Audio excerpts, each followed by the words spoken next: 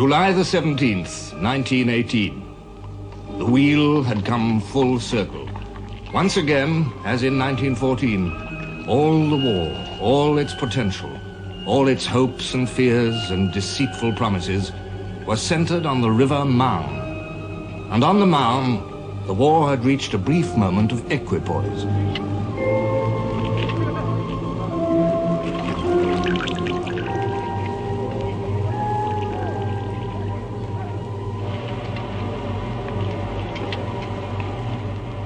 The last of the great German offensives on the Western Front had been launched 3 days before. By July the 17th, it had been halted by the combined efforts of French, British, and American troops. General Ludendorff gave orders for the attack to cease. A continuation of the offensive would have cost us too much. General Foch, commander-in-chief of the Allied armies, asked, what indeed had been the results of this Friedensturm, which it had been so loudly proclaimed was to bring peace by one victorious rush? Nothing but bitterness and deception, forerunners of defeat. On the night of July the 17th, Ludendorff traveled northward to the headquarters of Crown Prince Ruprecht of Bavaria to discuss the final offensive against the British army, which had always been his main intention. For the few quiet hours while the equipoise lasted, the Germans remained unsuspecting.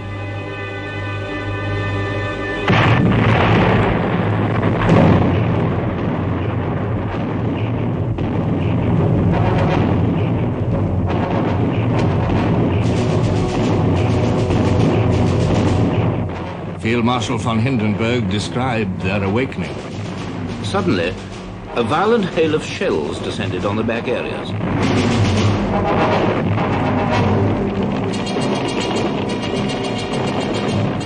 The enemy was undoubtedly attacking on the whole front from the Aisne to the Marne.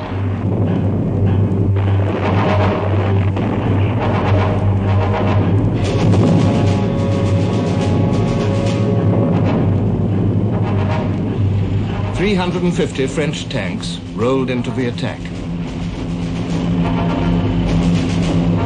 American divisions spearheaded the main French onset.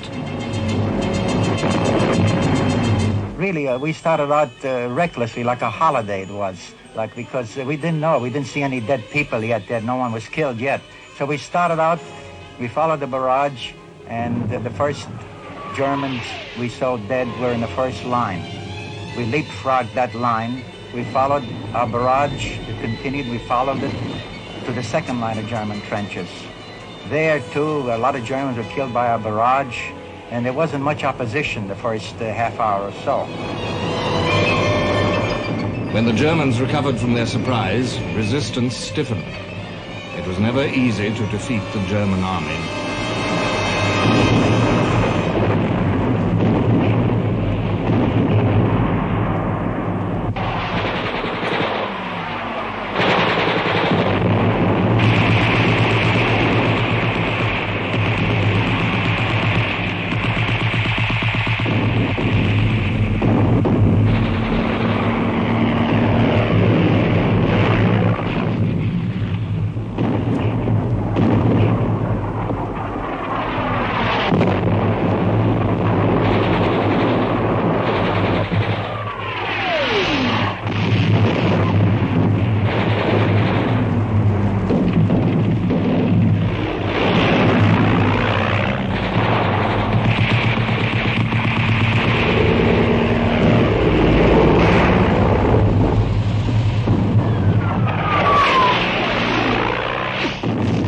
On July the 29th, Mangin wrote, the struggle is very hard. We've had some success, but the Boche is holding firmly onto the swing door, which I'm trying to close.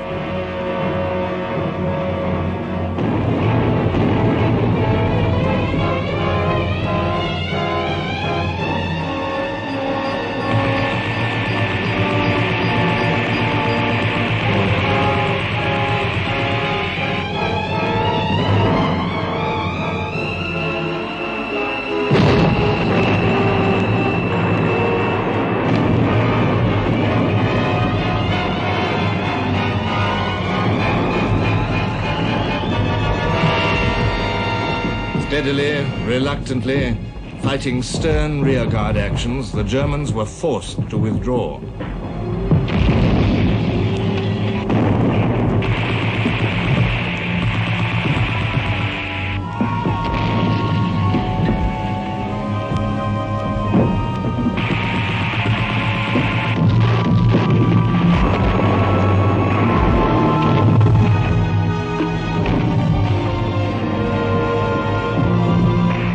Once again, the tide had turned. Once again, the German army was retreating from the river Marne. Hindenburg wrote, It was a grievous decision. How the enemy would rejoice if the word Marne were to mean a revolution and a military situation for the second time. Paris, and indeed all France, would breathe again. What would be the effect of this news on the whole world? We realized how many eyes and hearts would follow us with envy, hatred, and hope.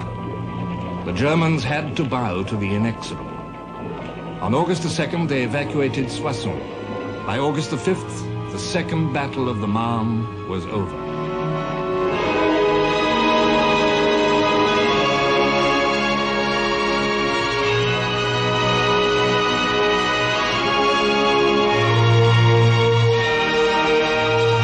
The Allies had taken over 29,000 prisoners and nearly 800 guns.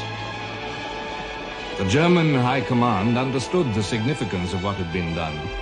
In Ludendorff's words, The attempt to make the Entente incline to peace by means of German victories before the arrival of the American reinforcements had failed. The impetus of the army had not sufficed to deal the enemy a decisive blow before the Americans were on the spot in considerable force. It was quite clear to me that our general situation had thus become very serious. what would be the effect of this news on the whole world, asked Hindenburg. This indeed was a key question.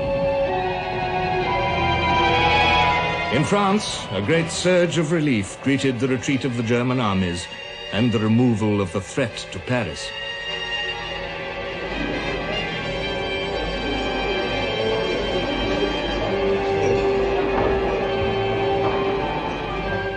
In America, there was pride at the part played in these great events by the young army of the Republic. These July battles were America's first awakening to the harsh truths of the war. American losses had been heavy as their high-spirited but inexperienced soldiers stormed into the attack. General Mangin, who commanded them, said, You rushed into the fight as though to a fate. American comrades, I am grateful to you for the blood so generously spilled on the soil of my country.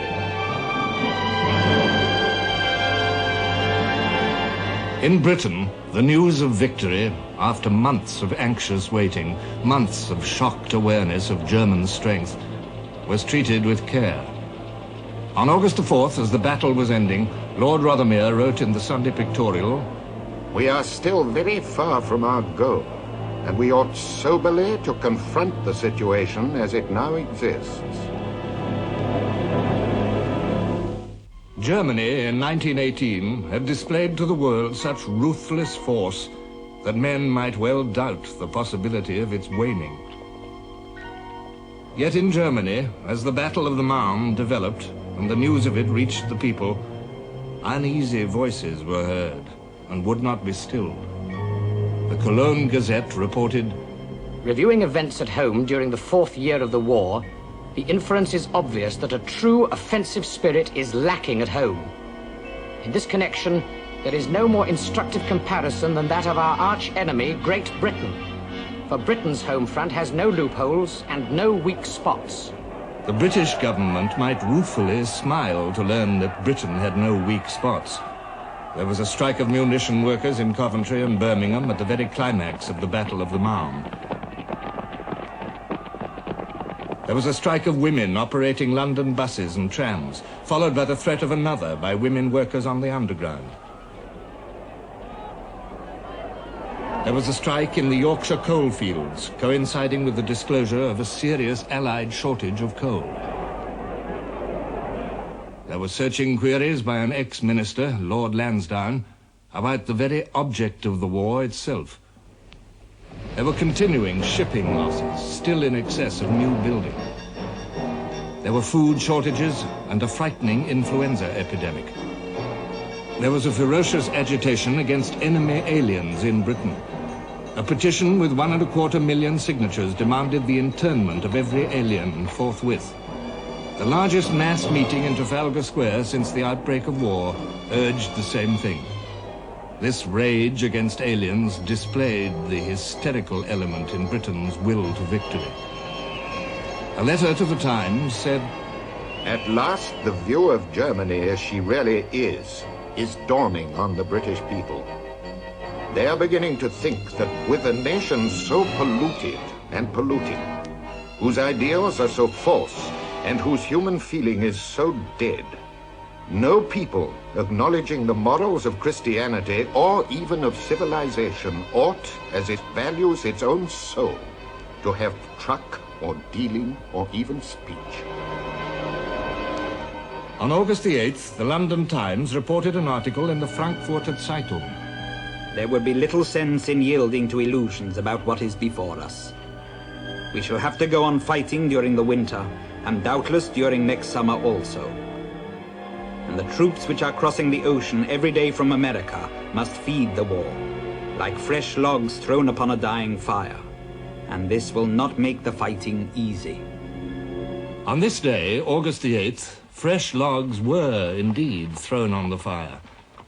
On July the 17th, the eve of Foch's counterstroke on the Marne, the British Commander-in-Chief, Sir Douglas Haig, had suggested to him a joint French and British attack to relieve the important rail centre of Amiens. This proposal, said Foch, was perfectly in harmony with my way of looking at the matter. On July the 20th, he wrote to Haig, Having reached the point where we now are, it is indispensable to seize the enemy and attack him, wherever we can do so to our own advantage. The combined attack should be carried out at once. Haig had been preparing this stroke for over 2 months. He entrusted it to General Rawlinson's Fourth Army. The whole British Army was now a very different force from the one which emerged from the great, costly defensive battles of March and April. Haig recognized the transformation. 2 months of comparative quiet worked a great change in the condition of the British armies. The drafts sent out from England had been largely absorbed. Many of the reinforcements from other fronts had arrived, and the number of our effective infantry divisions had risen from 45 to 52. In artillery, we were stronger than we had ever been. The British Army was ready to take the offensive. By 1918, British war production was truly organized on the scale of these tremendous needs. In March and April, under the German hammer blows, the British Army lost over 1,000 guns and vast quantities of war material. British production was able to replace these losses before the same battles were over. At the end of April, the King addressed a message to the munitions workers. The King has learned from the military authorities that practically all the losses and expenditure of munitions during the battle have already been made good without any undue depletion of normal reserves, out of the resources which have been held in readiness and by the additional effort which has been made. There are now actually more serviceable guns, machine guns and aeroplanes with the British armies in the field than there were on the eve of the German attack. Thus fortified, Haig completed his preparations to counterattack.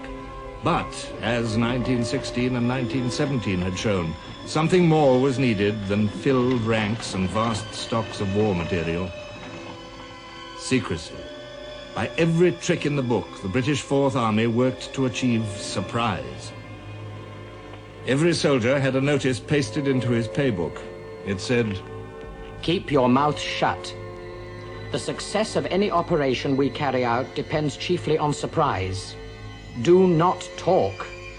When you know that your unit is making preparations for an attack, don't talk about them to men in other units or to strangers. And keep your mouth shut, especially in public places. Do not be inquisitive about what other units are doing. If you hear or see anything, keep it to yourself. The success of the operations and the lives of your comrades depend on your silence. On July the 28th, Foch placed the first French army under Haig's command for the forthcoming battle. This was kept secret. Haig wrote to the French commander to tell him that I would not call at his headquarters until operations had started, in order not to excite suspicion.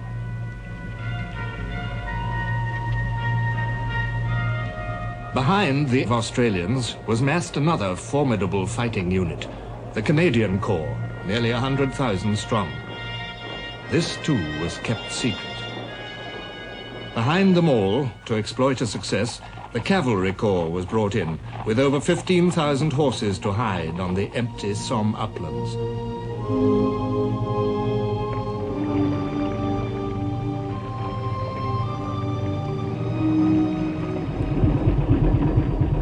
Over 2,000 guns were assembled, also in secrecy.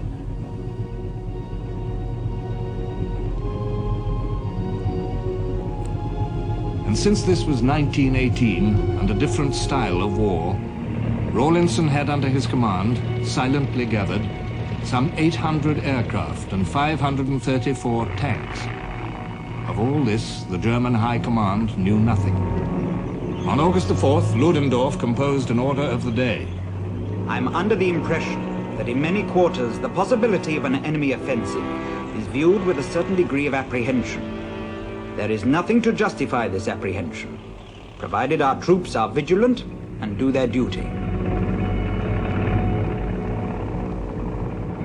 The Battle of Amiens opened at 4:20 a.m. on August the 8th. We are the dead. Short days ago we lived, felt dawn, saw sunset glow, loved and were loved, and now we lie in Flanders fields. Take up our quarrel with the foe. To you from failing hands we throw the torch. Be yours to hold it high. If ye break faith with us who die, we shall not sleep.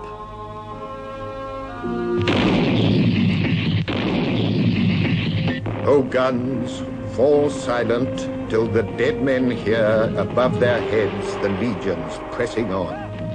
O flashing muzzles, pause, and let them see the coming dawn that streaks the sky afar. Then let your mighty chorus witness be to them and Caesar that we still make war. Tell them, O guns, that we have heard their call, that we have sworn and will not turn aside, that we will onward till we win or fall, that we will keep the faith for which they died. 0 hour, 8th of August. 400 tanks along the Amiens front. Is there a man alive of us who forgets? What a day. 400 tanks in line of battle. Good going, firm ground. The air grows electric. 2 minutes to go. Watch his tick, heart's beat. 1 minute to go. Then the whole world upheaves. No words can describe it. Just the whole world heaves, rocks, tumbles, turns upside down, ricochets. We can see, hear, and feel nothing. The driver's on his seat, his hand on the clutch. Soon she's humming, sweet and low. I depress the pedal and she roars magnificently, like the great man-eater she is. She gives a lurch and a roll. The gunners spread their feet for balance, and we're off.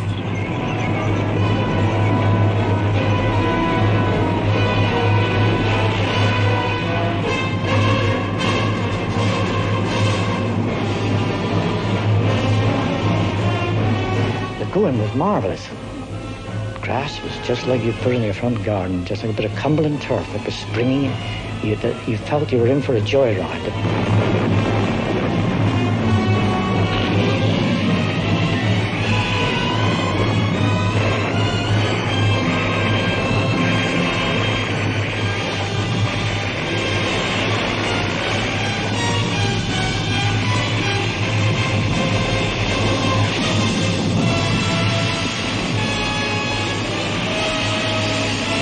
whole plateau, seen from the air, was dotted with parties of infantry, field artillery, and tanks, moving forward.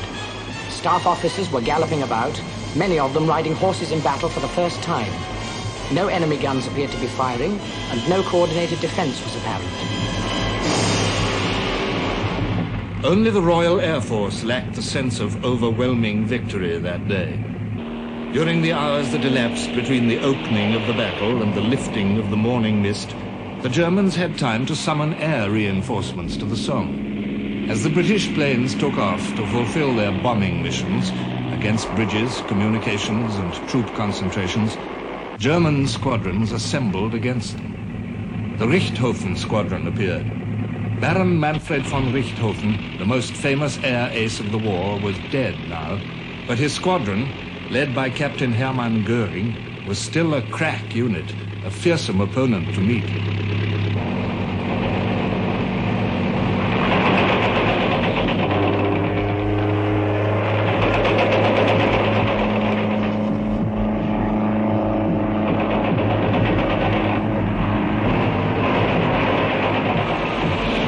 The Royal Air Force lost 44 machines in battle, and 52 more were wrecked.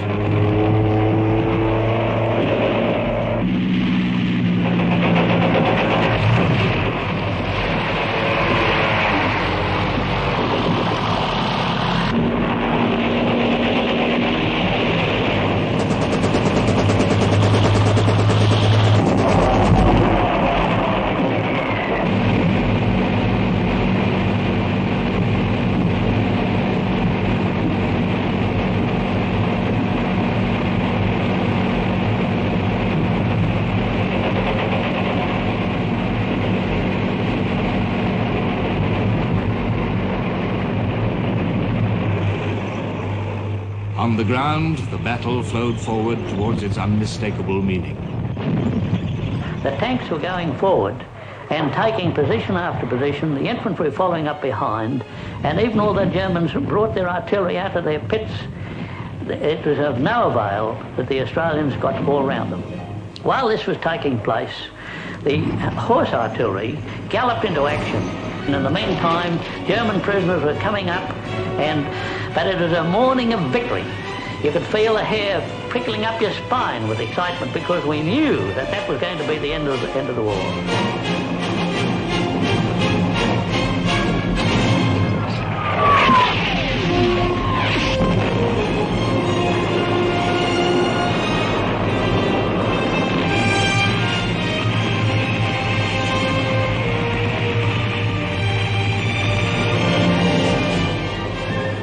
By 1:30, the Australians were on all their objectives. They had captured over 7,800 prisoners and 173 guns. The Canadians made the deepest advance, nearly 8 miles, and took nearly 5,000 prisoners. Altogether, the British and French armies captured some 15,000 Germans that day. Was this the reward, at last, of patient years of endeavor? Was this what Vimy might have been, what Messines should have been, what Cambrai could have been? Field Marshal Haig wrote, "The situation has developed more favorably for us than I, optimist though I am, had dared to hope." Ludendorff wrote, August the 8th was the black day of the German army in the history of this war. This was the worst experience that I had to go through.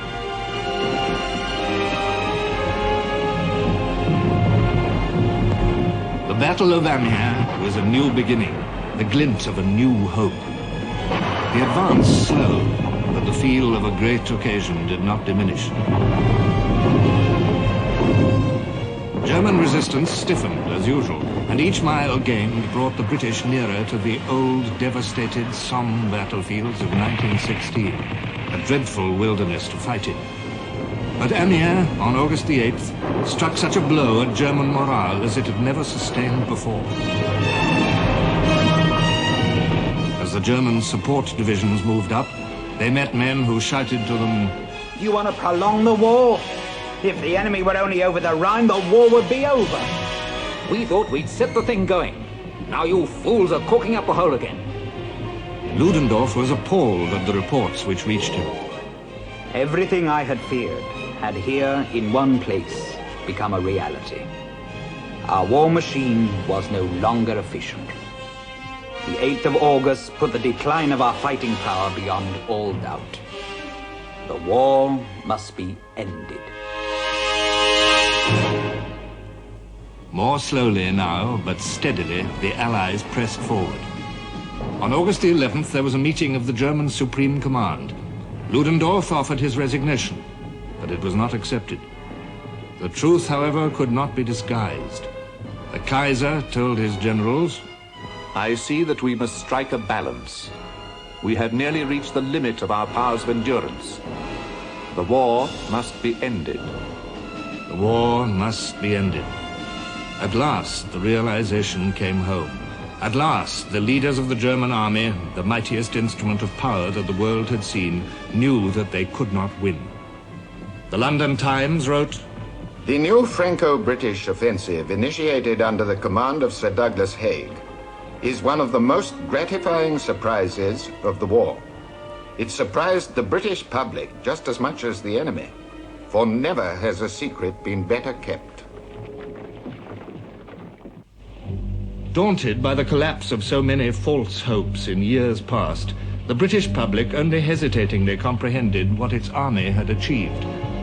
In Germany, and among her weakened and wearied allies, realization came more swiftly. A Vienna paper wrote, The German retreat on the Marne concerns us just as much as if our own troops had been fighting there.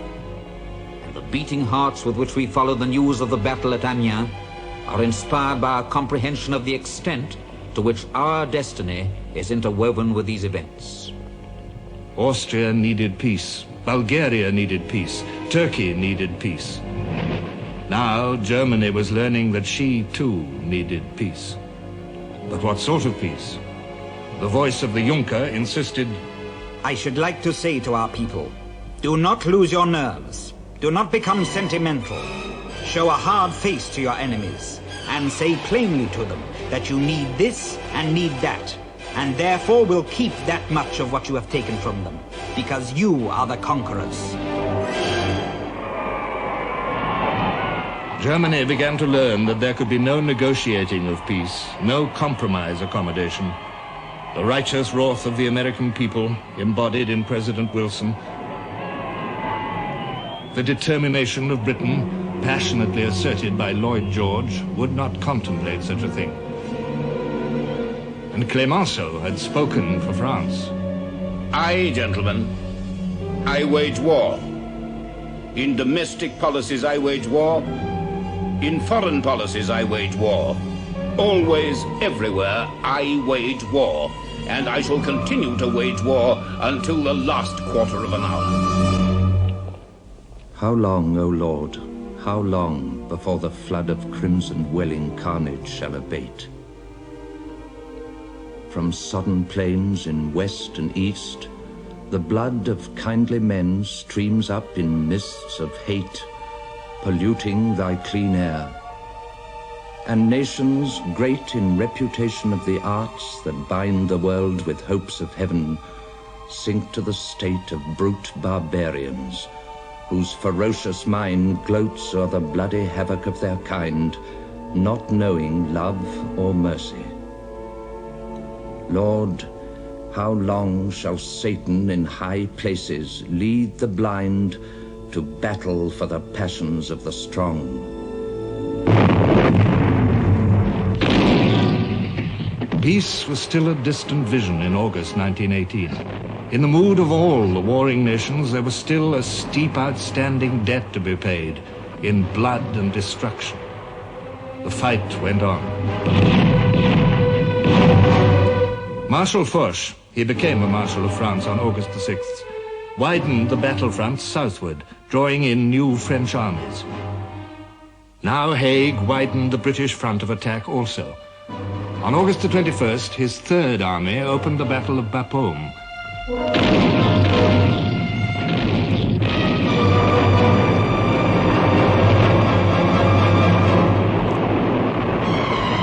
Bapaume fell to the New Zealanders on August the 30th. In this battle, the British captured 34,000 men and 270 guns. Before it ended, Haig flung in his first army, attacking still further to the north, along the River Scarpe.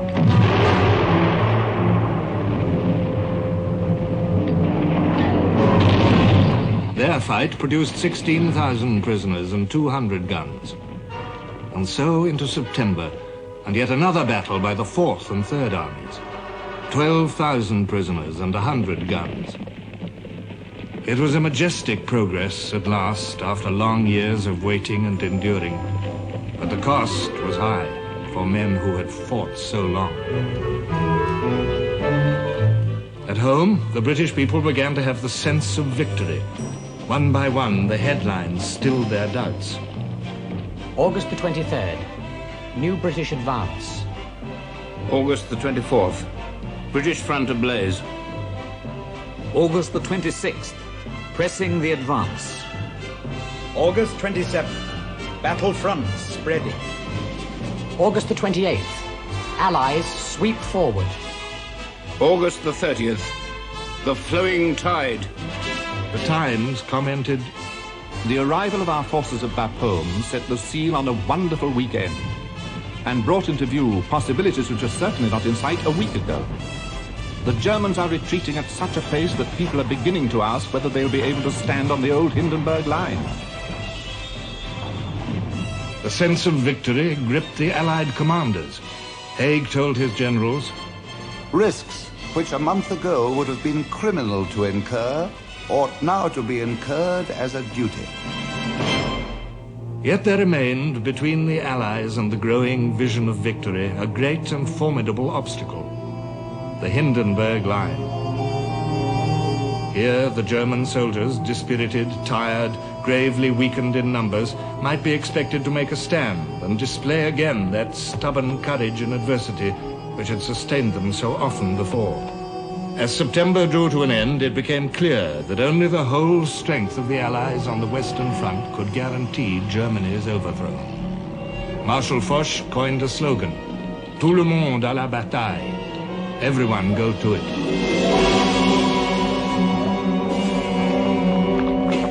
Now the Americans joined in, fighting as an army in their own right. Already on September the 12th, they had cleared the Saint-Mihiel salient near the famous fortress of Verdun, taking 15,000 prisoners and 450 guns. It was a fine achievement in their first great offensive. But now, for the massed blow of the whole alliance, the direction of the American effort had to be changed. By a tremendous feat of organization and administration, the ever-expanding American army was shifted to the Argonne to strike northward, while the French and British marched east.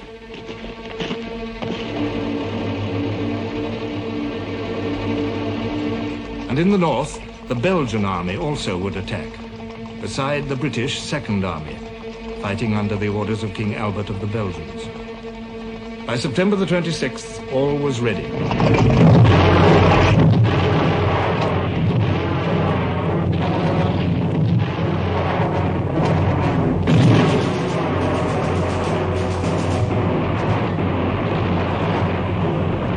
The French and Americans struck hard. Then the haste with which the attack had been mounted told against them. The Americans suffered heavy casualties. These they could have borne in the enthusiasm that impelled them. But on this desolate ground, their transport broke down. Supplies could not be got to the troops in action.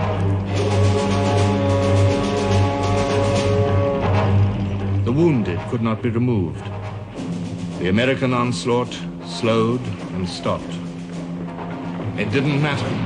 On September the 27th, the British Third and First Armies struck at the Hindenburg Line itself and made a breach 12 miles wide and 6 miles deep.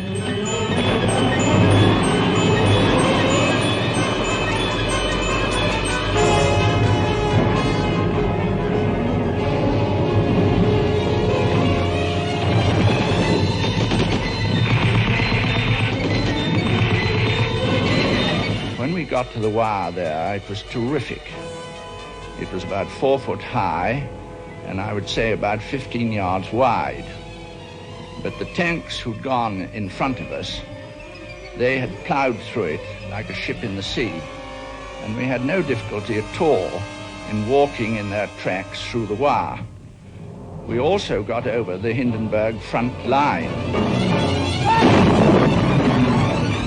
On the 28th, the Second Army and the Belgians took up the tale at Ypres and crossed the entire battleground of Passchendaele, where the British had fought for 3 bloody months in 1917 in one day.